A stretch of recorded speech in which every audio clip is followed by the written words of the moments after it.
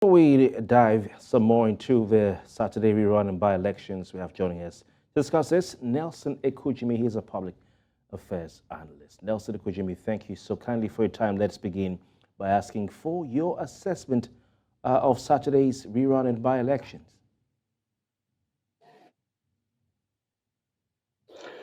Well, thank you very much. Good evening. Thank you for having me. The outcome of the elections in places where results have been declared has shown to us all, based on personal observation as well as reports or received through the media, that elections were conducted peacefully.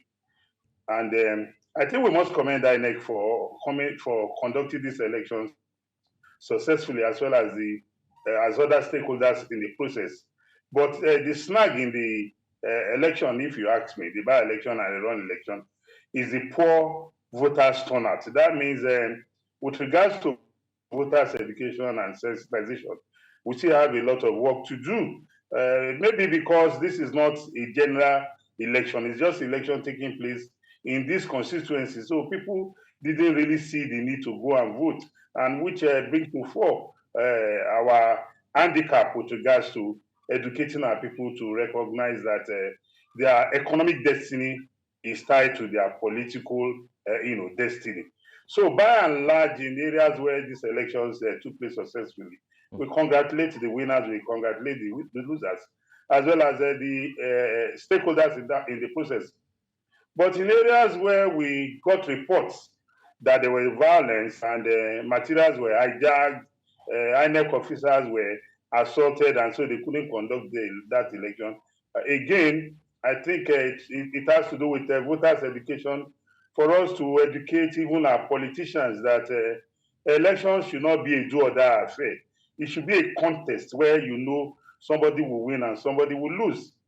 And if it is about service to the people, I don't see the reason why you have to, take out life or amputate somebody's limbs to get into public office. Then if you amputate people's limbs or you terminate lives, who are you going to govern over, or who are you? Okay, Nelson Ekujimi, thank you very much. You've talked about, voter education and, of course, the assault on the INEC official there. We have seen the videos, but some reports of questionable conduct by officials of the Independent National Electoral Commission were recorded or were made, some of which the Commission has come out to debunk. Is INEC culpable if its staff are seen to be colluding with politicians to rig elections? Can the Commission be held culpable? Or is it just about the staff in question? Well, you must recognize that INEC is people by Nigerians, like you and I. They are not angels. And if INEC officials have been alleged, it is our responsibility to, seek the facts. It is not enough for people to allege someone and without, trying to obtain the fact. We also run with such story. That is not logical. It's not rational. That's not the way to behave in any decent society. In as much as we don't want to hold brief for INEC officials who have been alleged, but you must recognize that these allegations against INEC has been a recurring decimal, and in most cases, they are unprovable. They can't substantiate. You recollect during the last general elections, where parties and candidates claimed to have won, and till they went to the election petition tribunal, as well as the presidential, as well as the Supreme Court, you had the court judgments. The court said you claim to have won, but you never provided even an iota, a single result sheet to show where INEC should change you. That means you were lying. You were trying to play on people's intelligence. It is not enough for you to say, I was robbed. You must be able to, but Nelson, it is Nelson Ekujimi, the evidence was there. People were looking at what was uploaded to the INEC website via the BVAS capture, and those results were different. Nelson, sorry, please, can I complete my question? Those results were different from what was announced. River State is a case in point, Nelson. So I don't know what other evidence you are asking for, but we've seen this people went to vote, they snapped it, even the ones that INEC uploaded on its own website, the results that were being announced were different. You know, there were some results that on INEC's own website that were corrected with pen, and zeros were changed, zeros were added to other people's, and some were cancelled. It was clear, broad daylight. So I don't know what other evidence you're talking about. Or didn't you see Kofi, them? Kofi, if you have taken part in observing elections the way some of us have done, you know that a lot of allegations fly in the air. In the conduct of an election, don't forget, party agents are there. Security agents are there. The media is also present in some places, not all. Then you have the electorate themselves. If INEC has uploaded a result on its server, on its IREV portal, and you have issues with it, you know our electoral system also gives you the room to seek judicial adjudication. If you are aggrieved, it is for you to bring your results and bring it to court to show that the result tendered in polling unit 001 or 042 is not the same with what you obtained. If you recollect the case of the governor of Imo State during his fourth term, when the result was announced, the PDP candidate was declared the winner. The APC candidate, who is the incumbent governor of Imo State, Opuzodima, went to court and said, I was the one that won, that my results were not tabulated. And the court told INEC, the court asked Opuzodima, where is the result you claim to have won? Opuzodima tendered his results. That was a verifiable evidence. And when the court asked INEC for the copy of its own result, to be able to cross-check, INEC could not tender the result. So what did the court do? Under law, security agents are mandated to collect copies of result sheets once election results have been announced. And the court told the Nigerian police to submit its results. And when the Nigerian police submitted its result, the result of the Nigerian police tallied with the result, with Opuzodima's result that he got to court. And the court said this is legitimate. After all, we all know that the Nigerian police does not belong to any political party. So if somebody says result on IREV, I hope you are conversant with the judgment of the Presidential Election Tribunal. When the petitioner said the result on IREV was blood, and the court said if the result on IREV was blood, the result sheet that was given to your agent, was it blood? Then bring it. But you refuse to bring it, claiming we should hold INEC responsible to provide evidence to substantiate your case. I've never seen where it's done, where my car will be stolen, and I will say the Nigerian police should provide the documents of my car. I'm the owner of my car. I bought it. I have a registration number. I have a POC, proof of ownership. I have insurance on my car. So if my car gets stolen tomorrow, I will run out and say my car was stolen. Oh, police, go and look for my car. And when they ask me, where is the document? I'll say, no, I have a car. The police should produce the document of my car. Is that logical? Is that rational in any society? All right. So Nelson Ekuchimi, thank you so much for your time. It's been a pleasure having you.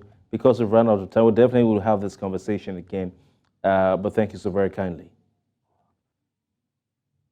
Thank you for having me. It's a pleasure. The by-election ordered by the rerun election ordered by the court for the Enugu South Urban State Constituency in 8 polling units failed to take place as scheduled by the electoral body following the indefinite suspension of the exercise by the authorities. Now, some party agents had demanded for the original result sheets to be cited before the process could be commenced as early as 8 a.m., but their demands fell on deaf ears. News Central's Chinwe Gele in Enugu reports that activities that happened before the suspension.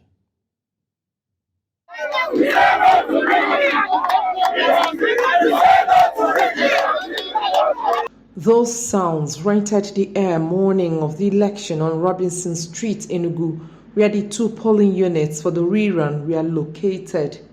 It was an expression of frustration, having waited for hours for the election process to commence. Obviously, there were voters.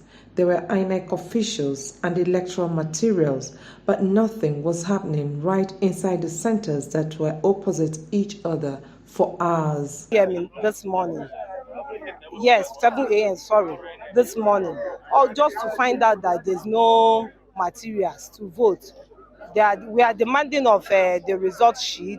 Let's see the sensitive material so that we can start casting our vote. I feel very bad, although despite that it's not everything that I will say, but I know how we suffered, went to CBN to get the materials. I followed my boss, went to CBN to get the materials on Thursday. I will take it to the INEC office and everything, only for us to get information at this moment that some hoodlums break into that place and made away with the papers. Now, we couldn't see the paper here. And election can't go on without showing us the result sheet. We need to see the original result sheet before the election will go on. Upon arrival at the school afternoon, the resident electoral commissioner Enugu, Dr. Chukwuemeka Chukwu, declared that the original result sheets were missing and provided an alternative so that the election could commence. If a result sheet is mutilated, if a result sheet is missing, what we are going to issue is a replacement. This met a stiff resistance from the agents of the Labour Party. Having gotten deniable information that the original result has been tampered with, now we requested to see it before the commencement of the election. Now they refuse to show the original result sheet, and we said that there will be no election. If they are not ready, they should cancel it and tell us another date when the election will hold. 2 hours later, the rerun was called off and the officials of INEC, security and voters dispersed. If you look at that place, it's filled by quite number of people. And those places staff, some of them became afraid in order to undo the threats, in order to not causing more harm. After issuing the replacement sheets, I communicate them to the commission. And it's my duty as resident electoral commissioner to update the national office. Enugu South Urban Rerun was ordered in the affected polling units due to their cancellations by the courts owing to irregularities. In Enugu, for News Central, Chimwe Ugele. To further discuss this and issues around the elections, I'm joined by Mohammed Abdullahi. He's a public relations analyst. Mohammed, it's good to have you on the news this evening. Let's start by asking you about the violence that was recorded in parts of the country during yesterday's election. Despite the argument that off-cycle elections are usually will be more secure because they have fewer areas that are experiencing voting, and therefore the security agencies have a shorter catchment area to focus their attention on. But this was not the case. We saw violence yesterday. So what's your take on that? Yeah, good evening, Nigerians. I think it's a bit surprising that violence were recorded in parts of Nigeria yesterday where the by and Rerun elections held. But again, it's also not surprising because I think there were about 26 states of the Federation where we recorded by-elections and even Rerun elections. So it means my argument in the media for some while now is right, that we seem as a country that we are unable to hold elections simultaneously across the country. There are so many events that have shown that INEC is incapable of holding simultaneously elections across the country. And even when these are by-elections, Rerun elections that involve perhaps few local governments, since it is almost, 2/3 of Nigeria, we still recorded failure. I'm sorry to use that language, but I think it is what it is. Because elections were cancelled, I know, or postponed in Kano, Enugu, where violence were recorded. There were issues of ballot boxes being snatched. There were issues of some INEC staff, even though INEC refuted it. I saw that on their verified X post that staff wasn't INEC staff, but we are yet to get explanation whose staff that person particularly is. That particular person came in with already printed ballot papers. So I think we need to look for ways. We need to, create ways. And my position for so long has been that even for the general elections, please, beyond the reruns and the by-elections, since we've had this recurring problem, my position has been we kind of have at least elections in at least perhaps maximum 5 states in a day. Perhaps if we experiment this, we're able to juxtapose whether we are doing good or not, based on what we've been doing over the years. So right. It's really not encouraging. All right. That elections recorded violence across Nigeria. It's not encouraging at all. All right. Mohammed, so I mean, having said this, we have 26 states. I mean, those 26 states, it's just a few polling units, not even whole constituencies. And Lagos State, it was just one federal constituency, through Larry, But looking at the reports of violence and attempts to scatter elections using, force, are free and fair elections in Nigeria a pipe dream? Would you say they're a pipe dream? Yes, it depends on what you are looking at. I mentioned earlier that depending on what we are looking at in terms of people killed, we are still holding elections in 2024. Perhaps even the general election last year, people were killed, whether it's the presidential election, the gubernatorial elections, and so on and so forth. Senatorial elections, people are killed, people are maimed, people are threatened not to come out to exercise their franchise, and so on and so forth. So if you look at some of those circumstances, it's quite challenging, and it's people are not far from the truth that general elections or elections in total, free and fair elections in total, are a kind of pipe dream. But again, I will also say that we are making a bit of headway, in terms of introduction of technology, even though INEC are not obligated by the virtue of what happened last year. During the general election, to say, okay, we need to upload to the IREV in real time or not. Is it backed by law or not? But at least, if we want to give the benefit of the doubt, we will say we've introduced a bit of technology. In conducting our election. So by that also, we might say, okay, perhaps in the next 10 years, maybe, or even more, we might have in total a free and fair election. But by and large, it seems largely a pipe dream at the moment. Mohammed Abdullahi, despite an abundance of video evidence, identified electoral offenders, those we see in the videos, in this country are hardly brought to book. Why is this the case? Yes, it's because of our judicial system. We've advocated that perhaps for court cases, for electoral violence, electoral malpractices, a lot of lawyers, I'm not a lawyer, but I've read a lot of lawyers who advocated that there should be a special court that should try people, you understand, so that it should serve as a kind of deterrence for future electoral people that are planning to scuttle our democracy in the future. But what do we have? You and I understand that the Nigerian courts today, cases might linger up to 5, 10, 20 years without it being concluded.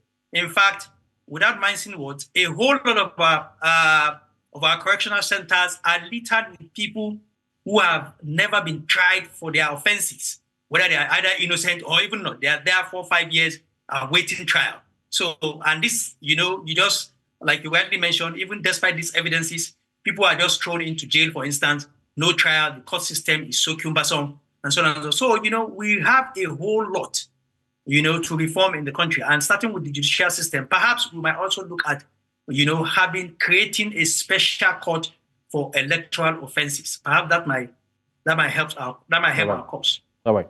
Mohammed Abdullahi, a good way to land. Thank you so very kindly for your time tonight. To look forward to having you again. Thank you very much. Members of Parliament representing the Yewi Askan We opposition coalition have declared their intention to mount a legal challenge against President Macky Sall's decision to postpone the scheduled presidential elections slated for February 25, 2024 in Senegal. President Sall's announcement of the indefinite postponement of the presidential election on Saturday has ignited widespread international concern He cited a dispute between the National Assembly and the Constitutional Court regarding the rejection of candidates as the basis for his intervention.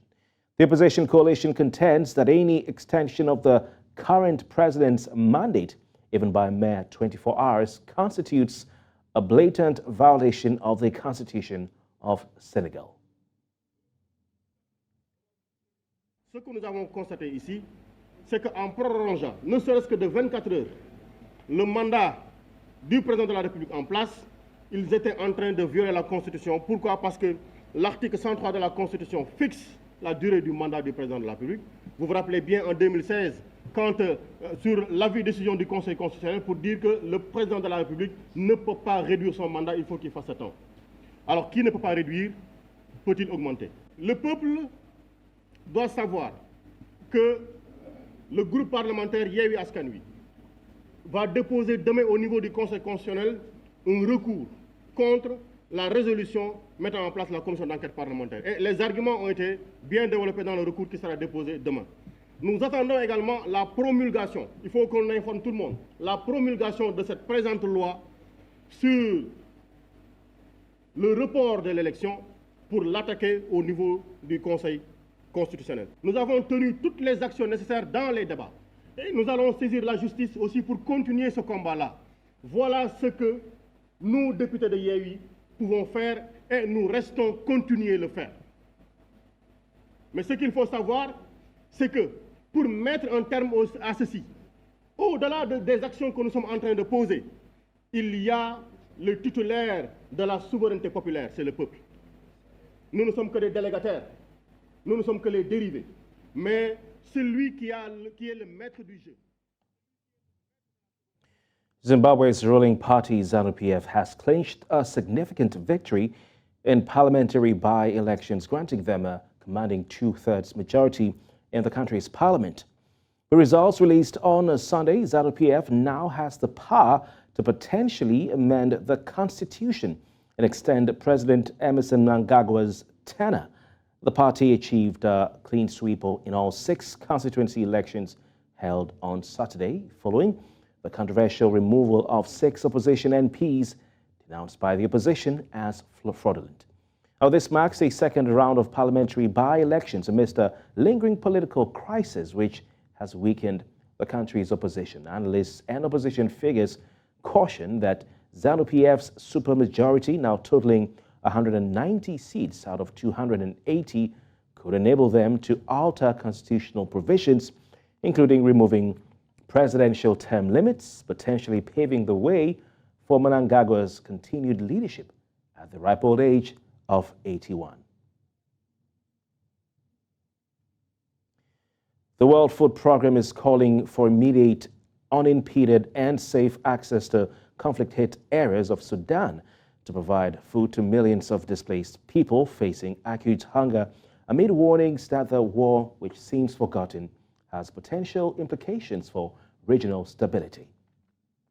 Speaking in the Kenyan capital, Nairobi, Kingsley urged the international community to wake up to threats posed by the escalating conflict in Sudan.